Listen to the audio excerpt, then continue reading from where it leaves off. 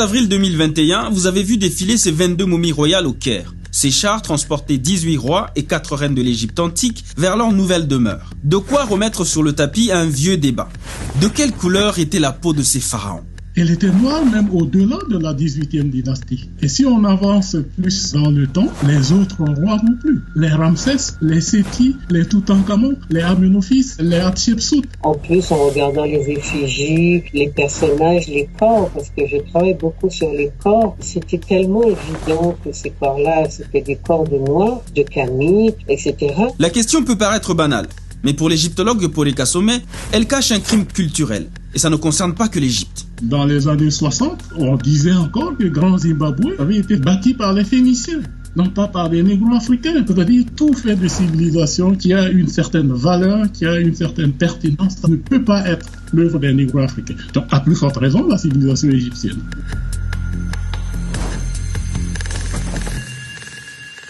Je vous explique. Jusqu'au milieu du XXe siècle, la théorie acceptée par les égyptologues était que les Égyptiens de l'Antiquité étaient blancs. Puis paraît en 1954 Nation nègre et culture. Dans son livre, l'historien égyptologue sénégalais Cheikh Anta Diop affirme que les Égyptiens de l'Antiquité étaient plutôt noirs. Les toutes premières dynasties sont noires. On a des représentations du roi Khéops, du roi Narmer, du roi Djoser. Je pense que devant ces représentations-là, il n'y a aucune discussion possible. Mais alors, pourquoi l'histoire racontée dans les livres ou dans les films les représente en blanc ? Cheikh Anta Diop a passé toute sa vie à marteler qu'il y a eu falsification.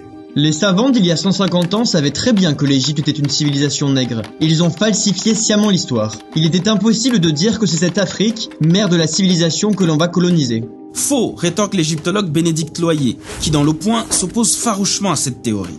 Cette théorie est évidemment farfelue, car il y avait toutes les variantes de couleurs de peau possibles chez les Égyptiens. Alors certes, les Égyptiens actuels sont multicolores et multiculturels, mais lesquels étaient là avant ? Quand j'entends parler les égyptologues blancs, je vois qu'ils ne remontent pas très loin. Ils remontent à Cléopâtre et je me dis, ils auraient dû avoir l'honnêteté de dire qu'ils ne touchent à l'Égypte antique qu'à partir d'une certaine époque. Entre ces deux thèses qui s'opposent, il y en a une autre, plus récente, mais qui, elle, cherche maintenant une sorte de juste milieu.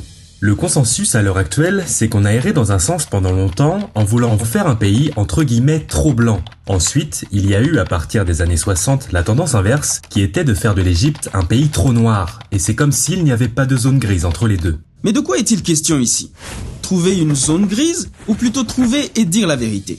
Car comment expliquer par exemple le fait qu'on retrouve des traits esthétiques négro-africains chez des personnes que l'on dit blanches? Même quand on voit Cléopâtre, elle est coiffée comme une pharaon noire, elle porte vraiment les attributs du pouvoir des pharaons, des reines d'Égypte. Cette sociologue martiniquaise n'a pas seulement étudié la coiffure de Cléopâtre, elle s'est également penchée sur le cheveu des Égyptiens anciens en général. On voyait que c'était des coiffures faites sur des cheveux qui ne pouvaient pas être des cheveux lisses et peu fournis, c'est-à-dire la coiffure au carré qui porte une mèche sur le front et qui tombe sur le cou, et on va retrouver cette coiffure-là de manière très systématique sur toutes les dynasties nègres de l'Égypte. Alors, ici aussi, il y a une thèse contraire, et elle est signée Le Parisien. Les Égyptiens étaient mat aux cheveux bruns, comme leurs descendants méditerranéens. Pour la sociologue Juliette Smeralda, il y a méprise. Je crois qu'on confond les invasions des leucodermes qui arrivent bien plus loin dans la civilisation des Noirs et qui vont s'accaparer beaucoup de traits de culture des Noirs et se les approprier et qu'ils vont la blanchir. C'est ce que démontrent notamment les travaux du généticien et anthropologue français Gérard Lucotte. Son livre, EVT Noir, traverse l'anthropologie contemporaine et questionne les origines mêmes de l'humanité.